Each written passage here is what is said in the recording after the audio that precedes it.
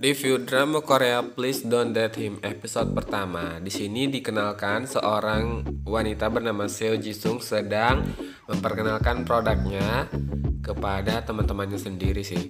Dia menjelaskan tentang sebuah kulkas ajaib yang tak lain adalah produknya.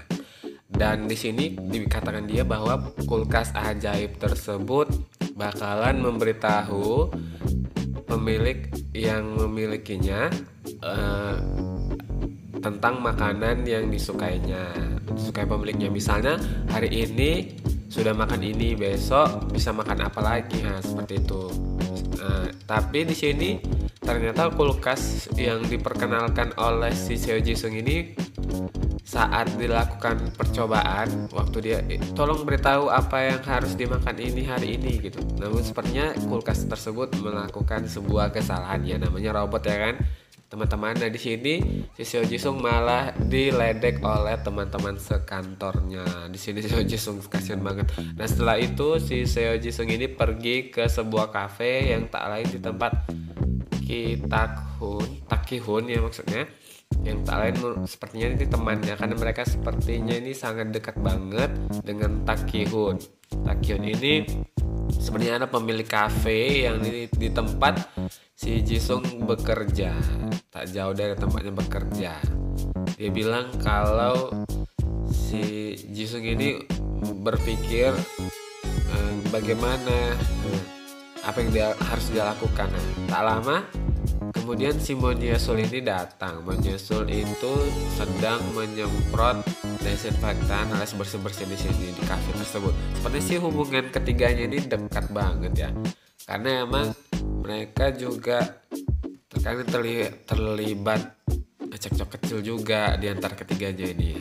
Nah, namun di sini belum dijelaskan secara gamblang, tapi ya sepertinya mereka dekat. Nah kemudian si Seo Jisung ini balik lagi ke kantornya. Si Jisung ini mengajak si Dongjun untuk kembali bekerja, namun si Dongjun menolak. Sepertinya si Jisung ini mengajak untuk lembur, namun si Dongjun menolak karena bakalan ada game favoritnya yang bakal rilis di hari itu. Nah di tempatnya masih di kantor juga, si Jisung ini mendapat chatan lah dia bareng kekasihnya yang bernama Bang Junghan. Bang Junghan ini mengirimkan sebuah foto, beberapa foto maksudnya di sini untuk dipilih oleh si Jisung. Namun si Jisung mengatakan bahwa dia suka semuanya selain nomor 2. Tapi malah si Junghan ini bilang kalau dia bakal memproses foto yang di nomor 2 tersebut. Nah kalau gitu ngapain juga tanya ke si Jisung ya kan teman-teman. Nah si Jisung sini pun agak-agak sewot-sewot gimana gitu ya. Nah di lain tempat, seorang pria bernama Jung Guk Hee ini sedang naik sepeda. Dia memakai earphone di telinganya. Sepertinya si Jung Guk Hee ini bakalan pergi ke suatu tempat. Namun tiba-tiba kayuhan sepedanya itu terhenti ketika melihat sebuah mobil yang mengalami kecelakaan, di mana banyak orang-orang berkerumun di situ. Nah di sini si Jung Guk Hee ini dengan sigap ini membantu seorang perempuan yang maksudnya di sini untuk keluar dari mobilnya. Dia bilang kalau orang-orang di sekitar itu tidak perlu khawatir karena memang dia bagian dari penyelamat tim 119. Di situ orang-orang melihat keahlian dia memecahkan kaca mobil dan mengeluarkan perempuan tersebut. Sampai akhirnya teman-teman tim dari 119 datang dan si Jungkook ini berpamitan kepada mereka. Si Jungkook ini rupanya pergi ke gym menemui temannya. Di sana dia ingin pastinya dia ingin melatih tubuhnya biar lebih kekar lagi sepertinya ya, biar lebih nampak ABS-nya ya teman-teman. Nah kemudian dia juga bercanda dengan temannya. Nah mereka juga terlibat seperti perkelahian kecil gitulah antar temannya. Nah di kantornya kembali lagi si Jisung ini kembali menguji coba kulkas ajaib yang menjadi produk andalan. Kulkas tersebut diberi nama Django. Dia mengajak si Django untuk berbicara ya, seperti manusia ya. Dia memberitahu informasi bahwa apa yang harus dibutuhkan saat ini seperti itu. Namun si Django malah kembali membuat kesalahan dan si Jisung ini kesal hingga dia menendang bagian belakang dari si Janggo. Tak lama kemudian si Jisung ini nggak menyadari kalau si Janggo itu rupanya mengeluarkan asap. Nah di sini tak lama si Janggonya emang ngeluarin asap sih teman-teman kan. Setelah mengeluarin asap, si Jisung ini pun panik dan mencoba untuk mencari pertolongan. Dia menelpon 119, bahkan dia mengatasnamakan pelikan elektronik yang sedang terbakar. Di sini si Jisung ini pastinya panik banget ya teman-teman, hingga dia pun mencari bantuan seperti misalnya dia cari alat pemadam kebakaran di sana. Nah, rupa-rupanya yang bakalan menolong si Jisung ini adalah si Jungkook Hee yang tadi ini membantu orang lain. Dia ternyata adalah petugas pemadam kebakaran, kawan-kawan. Nah, sementara itu si Jisung ini lagi sibuk dengan alat pemadam kebakaran, namun bukannya malah berhasil nih, dia malah kesemprot sendiri hingga wajahnya itu seperti hantu. Kalian pasti kalau menonton drama ini lucu. Nah, di situ rupanya tak lama lewat seorang perempuan, sepertinya adalah CEO perusahaan ini, namun sepertinya tidak dijelaskan secara gamblang. CEO-nya si Jisung ini hanya kenal bahwa Ajuma itu adalah seorang orang yang bekerja di kantornya, jadi dia nggak pernah tahu lebih dalam. Nah, tak lama kemudian si Jungkook ini datang dan membantu si Jisung, namun ternyata sudah tidak ada lagi yang kebakaran. Nah, si Guk ini hanya memeriksa bagian dalam dari Janggo yang ternyata tidak terbakar, tidak apa-apa.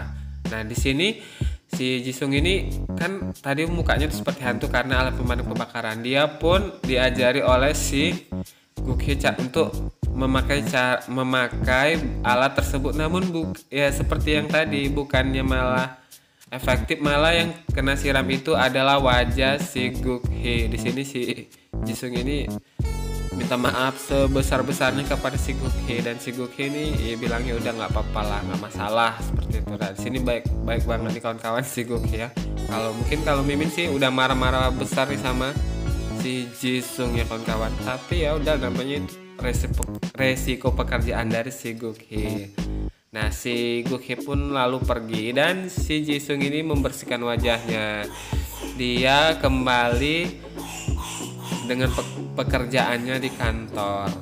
Nah, di luar si Guk Hee ini bersama temannya hendak pulang, dan sebenarnya temannya ini terkesima dengan si Takihun ya.